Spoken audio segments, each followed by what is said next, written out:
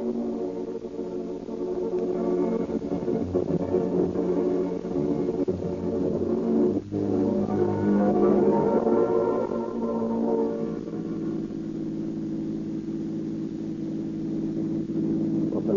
calling all cars, attention all cars, broadcast 18. A fire at 1517 East 1st Street. Damage $147,000. The fire department suspects a pyromaniac. All cars will cooperate with the arson bureau. Go get him, boys. That's all. Rosenquist.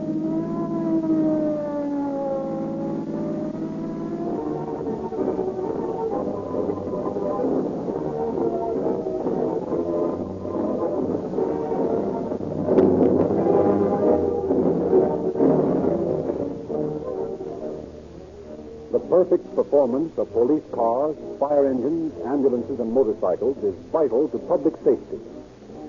In Southern California and Arizona, more of this equipment depends on Rio Grande cracked gasoline than all other brands combined.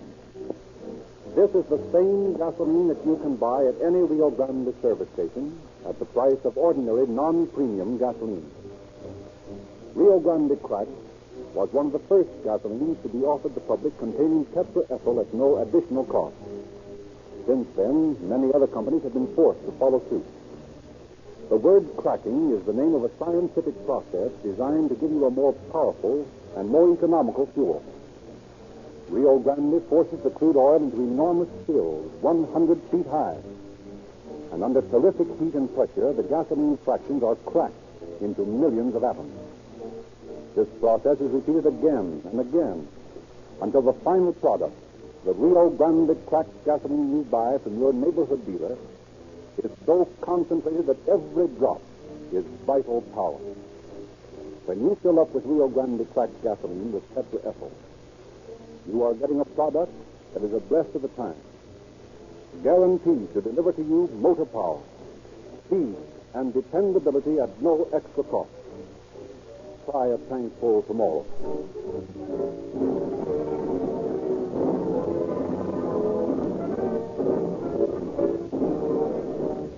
Once more, it is our pleasure to introduce Chief James E. Davis of the Los Angeles Police Department. Chief Davis. Good evening, ladies and gentlemen. Have you ever stopped to think in the quiet of your home after putting down your newspaper, weary from reading the daily routine of news concerning fires and crimes against persons and property, what would happen if you had no police and fire departments? That is a thought with which to test your imagination. Particularly in these days when economic stress has tremendously increased the burden of these two indispensable functions of government. The protectors of your home, your property, and the lives of your family and yourself, the police and fire departments. The story we have to tell you tonight deals with the strange and little-known insanity of pyromaniacs, unfortunates whose peculiar brain quirks cause them to set fire to people's property just to see the sparks fly, and to see great flames leap heavenward in their mad desire to satiate their peculiar longings. Our arson squad, which works conjointly with the fire department, is constantly working on cases involving this strange mania. It is perhaps the most difficult type of detective work done by this squad because the persons who set fire for a profit or revenge do so deliberately, leaving many clues to their identity. The pyromaniac, on the other hand, has the cunning of madness and covers his criminal fire setting so carefully that only detectives trained in the investigation of arson cases is capable of tracking him down. I have chosen tonight's story to give the citizens of Los Angeles a vivid picture of how difficult it is to discover the operations of the pyromaniac. This story is a true one, and the characters in it are actual persons. And now, Frederick Lindsley will go on with the story.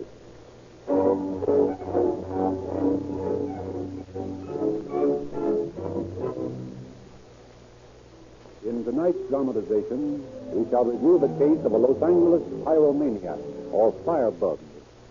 whose lust for excitement destroyed $147,000 worth of property in a few days. It is September of 1924. Thomas McGee, a high official of the Southern California Edison Company, brings a young man of pleasant appearance to his home. He leaves the boy a moment as he goes to greet his wife. Oh, Tom, you're home early this evening. Hello, my dear. Well, I have a little surprise for you. Surprise? What is it? I've engaged a chauffeur for you. I think he's just the man we've been looking for. He's cultured and educated, and he's a handsome devil, too. Oh, where is he? He's down in the living room. Shall I have him come up? Well, I'll send Marie. Marie? Down. There's a young man waiting in the living room. Will you show him up here? Colorful background this chap has, too. He's the eldest son of the flying Spinozas. The flying Spinoza? Well, I can see that name doesn't register with you as it does with me. You know, my dear, when I was a boy, the flying Spinozas were my idols. Big-time trapeze artists. There just wasn't a first-rate circus without the flying Spinozas. Oh, I see. Doris, this is Ed Spinoza. Ed, this is Mrs. McGee. How do you do, Edward? How do you do, Mrs. McGee? I understand you're to be my driver. Yes, madam. Well, I hope you're careful, Edward. I've become very nervous with reckless driving. Oh, I'll be careful, Mrs. McGee. I'll do my best to please you. I'm certain you'll succeed.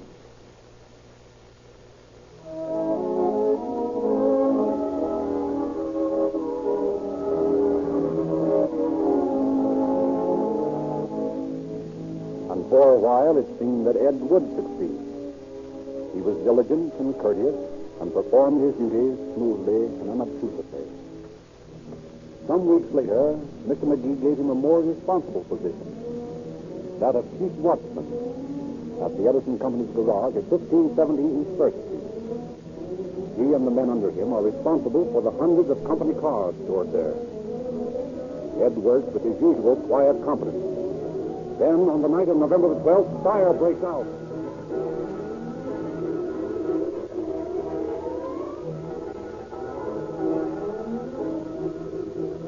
Fire engines, chemical cars, and long, sleek ladder wagons fly screaming through the deserted streets.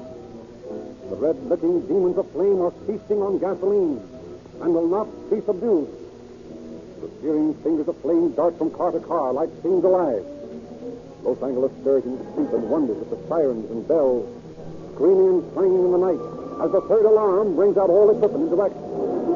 Before the fire is finally subdued, the entire west wing of the huge garage, with all the automobiles it held, has been destroyed. Fire Chief Ennis and Captain Paul T. Wolf of the Arson Bureau confer in the smoking shell of the ruined wing.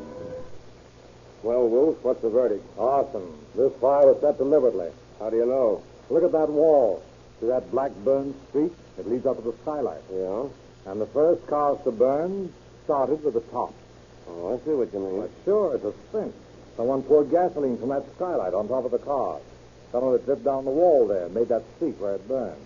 Who did it? Now, that's another question. I haven't had time for much investigation. All hands have been busy getting this thing under control. Ed Spinoza, the fellow in charge here, got some nasty burns. Not much left out here, is there, boys? Well, Mr. McGee, we thought you'd gone home. No, I've been trying to make a rough estimate of the damage. Looks as if it'll run about $60,000. Not so good. Mr. McGee, we're quite certain that this is a case of arson. More than that, the work of a pyromaniac. Well, what leads you to that conclusion, Captain? Well, when a person sets a fire for profit or revenge or any more or less normal motive, he goes to elaborate plans, timed fuses, candles, trading, gunpowder, and all that sort of thing. But he usually leaves a lot of evidence behind. But the pyromaniac just throws gasoline on something and lights it.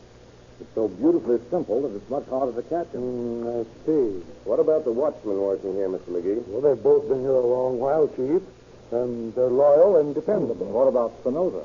He hasn't been here very long, but he was in my personal employ before he came here, and I can vouch for him. He's a good, clean-cut boy. Well, let's get him over here. Oh, Ed. Yes? Come here a minute. Okay. No, gentlemen, I can't believe that any of our boys would do this thing. The company treats its employees well, and the result is... Mr. McGee? Oh, just wanted to talk to you a minute, Ed. How are the burns? Oh, I got some pretty good blisters on my hands and arms, but I doused oil on them. They'll be all right. Well, I'm glad it's no worse. Say, Ed, did you or either of your men go up on the roof tonight? No, we never go up there. Well, somebody set this fire, Ed. You any idea who it could be? No, I haven't. Except what? Well, just a few days ago, I had a fight with a fellow, and he made a lot of threats. Uh-huh. Who was the fellow? I don't know his name. He's short and thick-set and has a beard like a Russian. So, where does he live? Around the neighborhood someplace. I don't know just where. Did you tell anybody about this fight? Yes, I told old John, one of the watchmen. Is he around? Sure. Oh, John! Over! John will back me up. Oh, we don't doubt your word, Ed. It's just sometimes a little detail slips. You'll watch me? Yes, John. Do you remember Ed telling you about a fight he got into a few days ago? Well, yes, he said this fellow was sort of a Russian, and he made a lot of threats and such. Well, I guess there's not much more we can do here tonight. Let's go home, Chief. Well, good night, Mr. McGee. Good night. Good night, Ed. Good night, Captain. The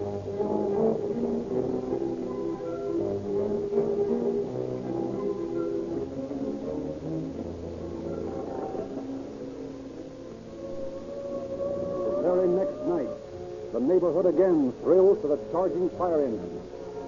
As a fire breaks out in the abandoned Big Four depot, used as a shelter by tramps and vagrants. Captain Wolf visits the scene of the fire and finds no evidence of arson. But he does find someone he knows assisting the firemen in fighting the flames. Well, Ed, did you get enough fire and smoke last night? Oh, hello, Captain. Well, you see, I heard the rumpus, and I thought I'd help put it out. Oh, I see.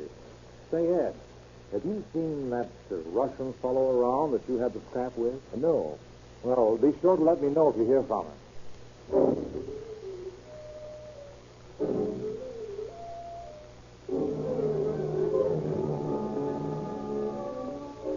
And Ed Spinoza does hear from the mysterious Russian the very next night, November 14th, and immediately calls his employer.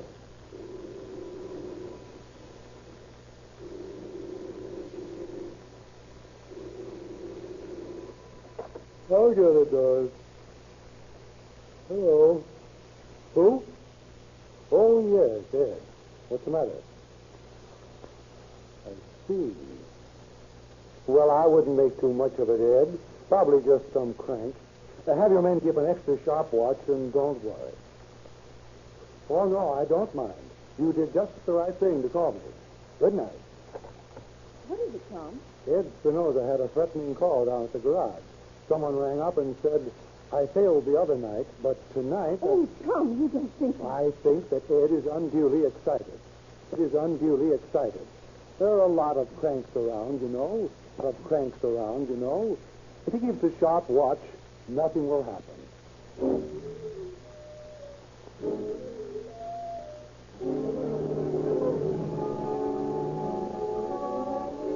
But Ed is not content with merely keeping a sharp watch. He makes another telephone call, this time to the police station. Holbeck Police Station, Sergeant Downey speaking. Well, what time is it? Well, what did he say? Oh, I see. I'll send some men right over. Say, what's your name? Spinoza? All right, Mr. Spinoza. There'll be no fires tonight. Oh, Johnson. Yes? Take three of the boys and stake out that garage at 1517 East First, where they had that big fire the other night. Someone just rang up there and threatened to burn it again.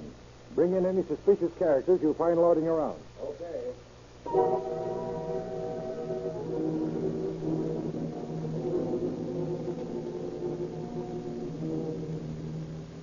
The officers keep a close watch for hours and see nothing to arouse their suspicion. At 3:40 on the morning of November 15th, they return to the Hollenbeck station. Exactly 7 minutes later, at 3:47, fire breaks out in several places in the main wing of the Edison garage.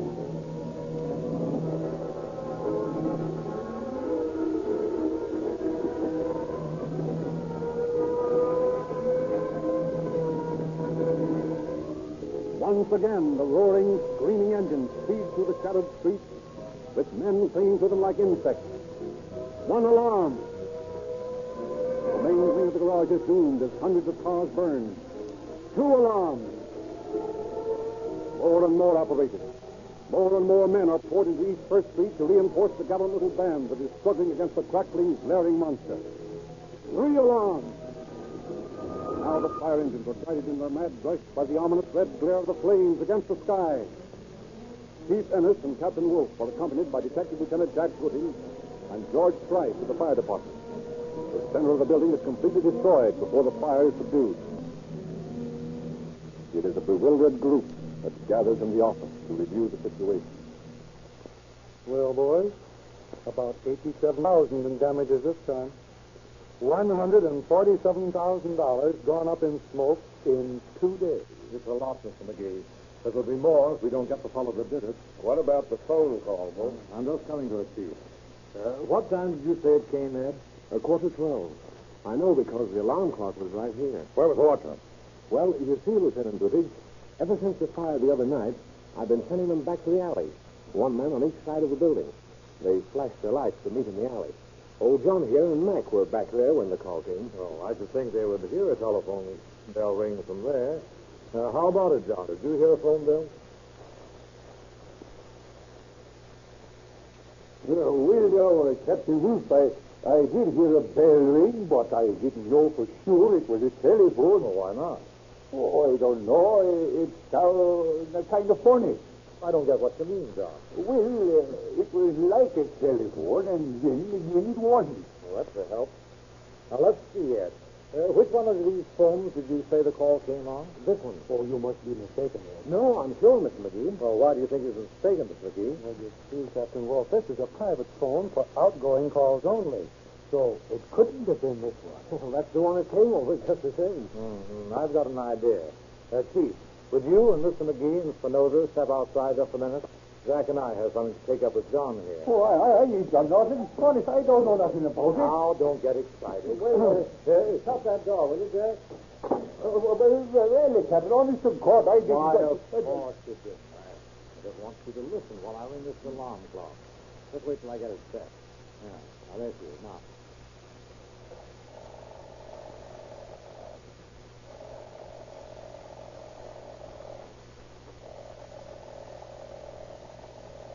Is that anything like the bell you heard when the call came? Well, yes, that's kind of like it. Yeah, come on, Jack. We're going over to the telephone office.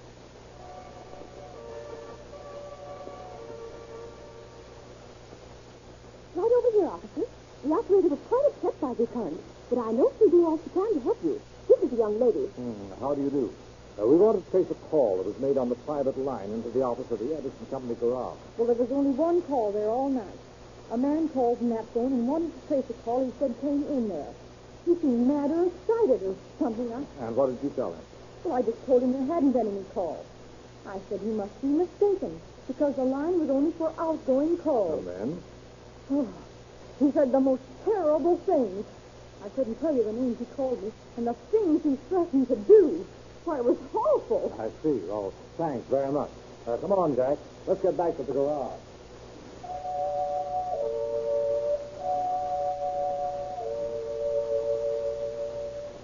I think we've got your man, Mr. McGee. Who? Spinoza. It can't be, Captain. I tell you, that boy I'm sorry, but it looks bad for him. I want you to send him on his rounds, just as though nothing had happened. But why? We'll give him the benefit of the doubt. If he's innocent, okay. If not, he needs just a little more rope to do a first-class job of hanging himself. All right. Oh, Ed. Yes, Mr. McGee? You better take your plot and make the rounds on the mezzanine and keep your eyes open. Okay. I still think you're mistaken. Maybe I am, Mr. McGee. We'll see. That telephone I call... know it doesn't look good, but there are lots of times. Oh! Wait, Ed! Ed, what's happened? What's happened there? come on, upstairs, boy. Ed, are you hurt? What's happened up there? She's up there. He attacked me. He hit me with a blackjack. See? He jumped out of that closet. Here. This one here? Here, let's see. That's about 3 feet wide and about 5 feet high. He'd have to be stooped over in a pretty cramped position, wouldn't he? Yeah, I guess he was. The floor's all covered up with shoes, too. He couldn't have been very comfortable. Look, here's where he broke the railing when he threw me against it. And he broke the strap on my time clock. Strong, wasn't he? Like an athlete. Look where he hit me on the head. Right there. See that cut? Feel that bump. I don't see. Why, of course it is, Jack. It's a bad one, too. The one that didn't knock you out, Ed. Well, I keep in good shape. I can take a lot of punishment. Yeah. Where could he escape to? Well, there's only the stairs that Ed came down. There's this fire ladder to the roof. That's right. Some of the boys must be up there yet. Well, let's take a look. Mr. McGee, you stay here with Ed and Price. Chief, I'd like you to come up top with Jack and me.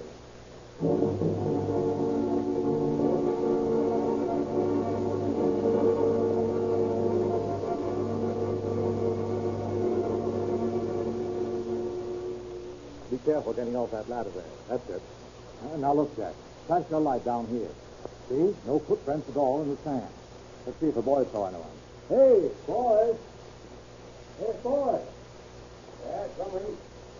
Oh, hello, Chief. Hello, Captain. Just checking up before we knock off. Have you seen anyone up here in the last few minutes? No, sir. Well, let's see how he could have gotten down in case he came up and the boys didn't see him. Well, there's a drain pipe over here. Yeah, let's have a look at it. Here it is. Here, give me that flash. See? There's a mess of telephone wires right down below here. Anyone going down the drain pipe would have to cross them. He'd be bound to snag them and maybe break a few, and they're all in place.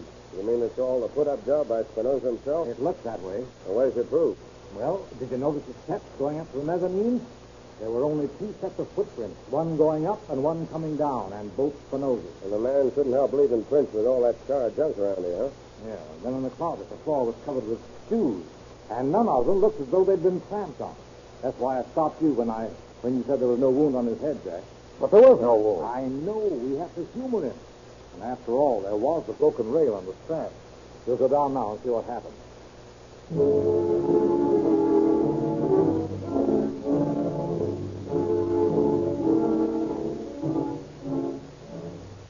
And did you find anything? No, we couldn't have gone up there. Then he must still be in the building. It looks that way, doesn't it, Ed? You better keep a sharp watch. Maybe I'd better make the round from the east wing. That's the only one left, isn't it, Ed? Yes, that's the only one left. Well, give a yell if you run into trouble. I will, Captain. Well, what's this you're going to do, Captain? I don't understand. There's no time to explain now, Mr. McGee. It's either Ed or that Russian, and we've got to find out which one it is. Come on, Jack. We're going to follow him.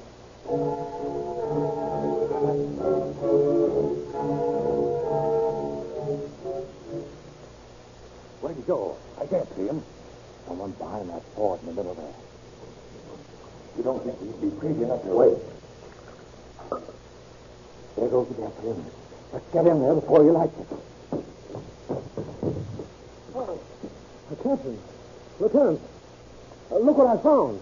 Someone opened the petcock on this car, and there's gas all over the floor. The game's up, Ed. What do you mean? Come on, Ed. What's the use of stalling? We know you did it. Why, now listen, Captain. Just be logical. Look at these burns. They hurt. I got them fighting these fires. Would I light fires and then go and get burned fighting them? Now, would I? Yes, Ed, you would. Come along.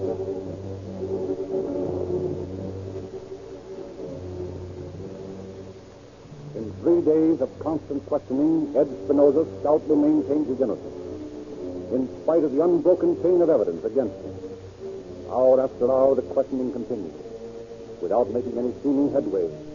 Then, for no apparent reason... All right, boys. I guess we've been at this long enough. I did it.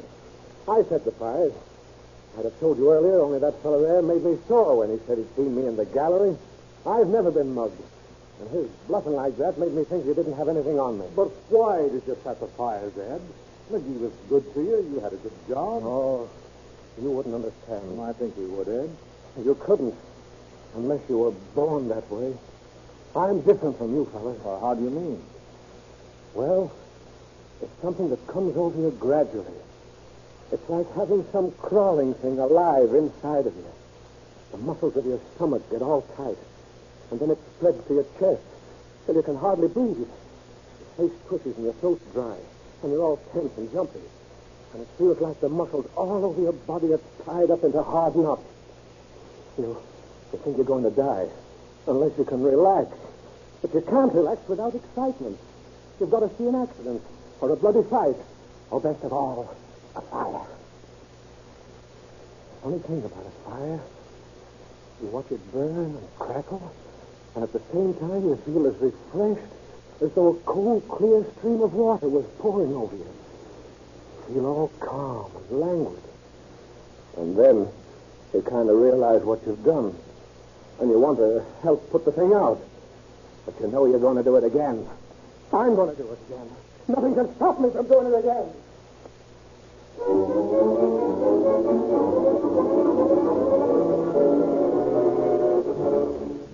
Edward Spinoza was committed to the state hospital for the insane at Norway. For 6 weeks, he was a model inmate and caused no trouble.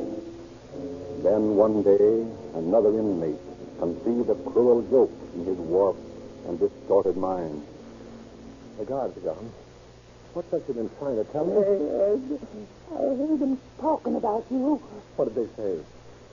Oh, they were saying something about a new kind of operation. They were going to try out on you. New kind of operation? What do you mean? They do the same things to rabbits and guinea pigs and dogs sometimes. They're going to try it out on somebody, and you're the guy. Are you sure? Sure, I heard them. I tell you. Say, they can't do that to me. Operation? I'm not a rabbit. I'm not a guinea pig or a dog. I'm Ed Spinoza, the flying Spinoza. That's who I am. They can't do that to me. I'm going to get out of here. Right this minute. That's what I'm going to do. Let me out of here. Hey, what's going on here? Ed, for goodness sake, will you control yourself? You can't operate on me. I'm not a guinea pig. Let me out of here. Oh, listen. Nobody's going to operate on Oh, you, get Ed. out of my way. Oh, listen, Ed, you're all wrong. I'll kill you, sir. Come on, grab him. Hold the arm. Now, come on, Ed. Listen to us, will I'm you? no rabbit. Let me out of here. Who told you anything about an operation? I was only fooling. Don't get a rabbit here, operation. Get a rabbit. I'm Ed Spinoza. I'm going to get out of here. You can't do this to me. You hear? You can't do this to me.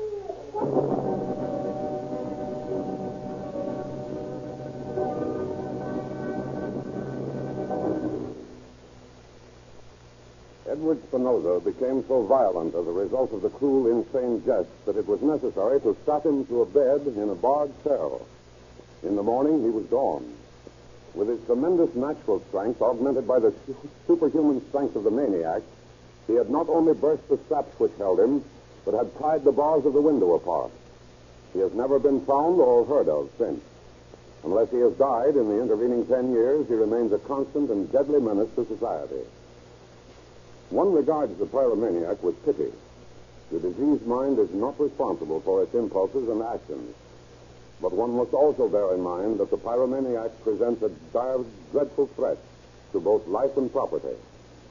It is necessary for all law enforcement officers, as a part of their duty, to keep a constant surveillance over all persons, both adults and juveniles, known to have tendencies to set fires. As a result of this watchfulness, this community is now practically free of this menace. We would like to say in closing that most of the names used in these broadcasts are fictitious, although the cases are accurate in all essential details.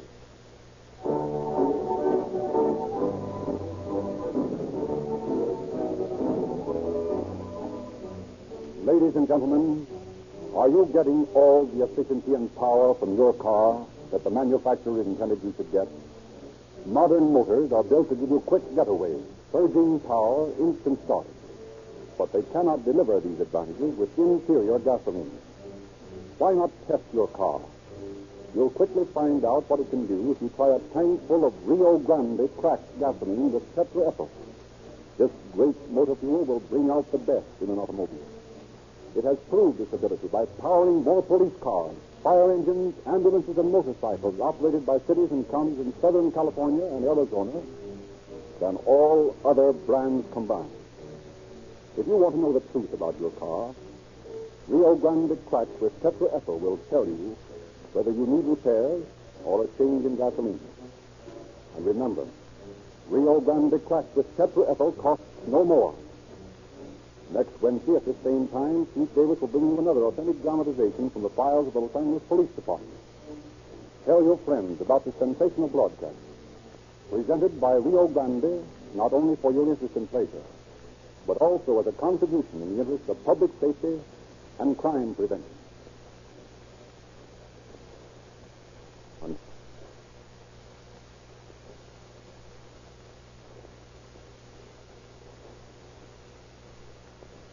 Los Angeles Police calling all cars, attention all cars. Cancellation of broadcast 18 regarding a pyromaniac. Suspect delivered to a psychopathic hospital. That's all, Rosenquist.